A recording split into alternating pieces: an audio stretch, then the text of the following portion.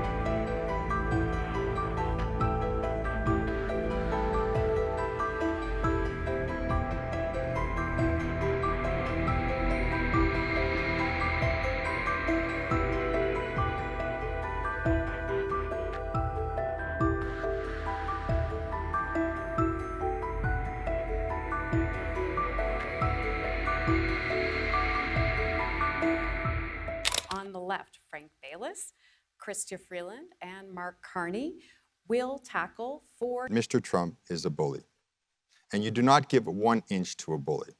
In that case, we cannot be learning this on the job. I'm going to go fly down and meet President Sheinbaum of Mexico. It's a very strong, smart lady. And I'm going to make a deal with her and say, look, we need to stand up together to Mr. Trump. He said he's putting 25% tariffs on both of us. He can't do that. It'll destroy his economy. So we need to call his bluff. And then what we need to do is take off the table what was already given for nothing, which is the work that we were going to do on our border for $1.3 billion and the work that she was going to do on her border, and say, you know what? That's off the table now. We're back to square zero. Trump is posing the gravest challenge our country has faced since the Second World War. He's threatening us with economic warfare. That's not new. Last time, he threatened to rip up NAFTA, and he imposed tariffs on our steel and aluminum. I fought back, and I won. This time, Trump's threats are even worse. He wants to make us the 51st state. Trump is unleashed and empowered. As your prime minister, I will be too. My first move is dollar for dollar retaliation. And let me be very clear with President Trump. If I am prime minister, I will not flinch. We will retaliate. If you hit us, we will hit back.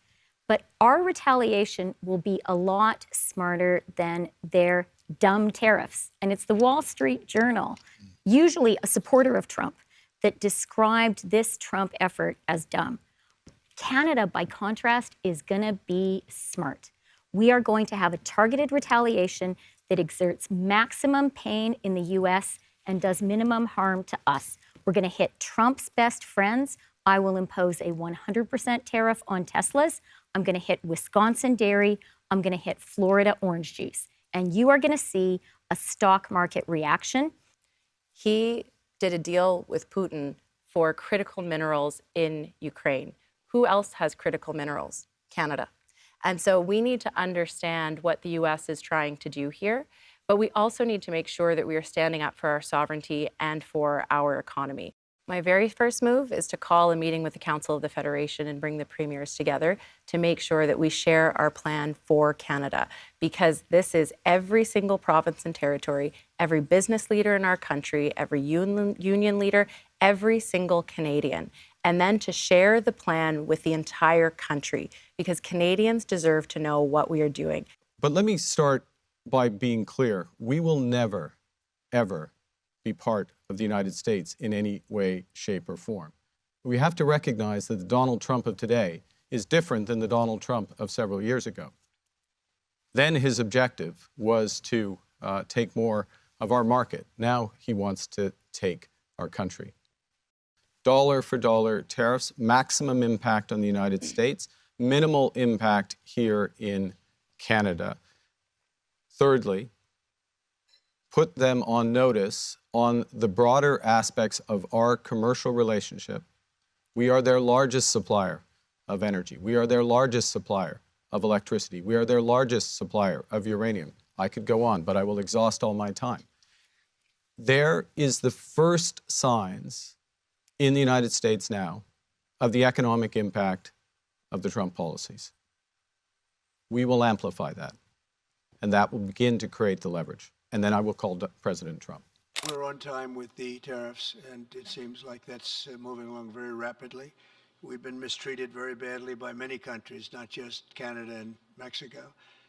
We've been taken advantage of. We were led by, in some cases, fools, because anybody that would sign documents like they signed, where they were able to take advantage of the American people, like has happened over the last long period of time, except for a little 4-year period that took place 4 years ago. But anybody that would agree to allow this to happen to our country should be ashamed of themselves. No, the tariffs are going forward on time, on schedule. This is an abuse that took place for many, many years. And I'm not even blaming the other countries that did this. I blame our leadership for allowing it to happen. I mean, you know, who can blame them if they made these great deals with the United States, took advantage of the United States on manufacturing, on just about everything. Every aspect that you could imagine they took advantage of. I look at some of these agreements, I'd read them at night, and I'd say, who would ever sign a thing like this? So the tariffs will go forward, yes, and we're going to make up a lot of territory. All we want is looking for the waste, fraud, and abuse, and the numbers were staggering. It was like 70% to 2%. Everybody wants to find out. They don't like it. And, you know, the radical left or whoever it may be starts screaming about the Constitution, but it has nothing to do with the Constitution. It has to do with fairness to this country. It has to do with being ripped off. And when you read the things that all of these billions, and I mean many billions, hundreds of billions of dollars have been spent on, that's all you have to do is stand up here and read them. I could stand up all day and read the kind of things where we're spending all of this money.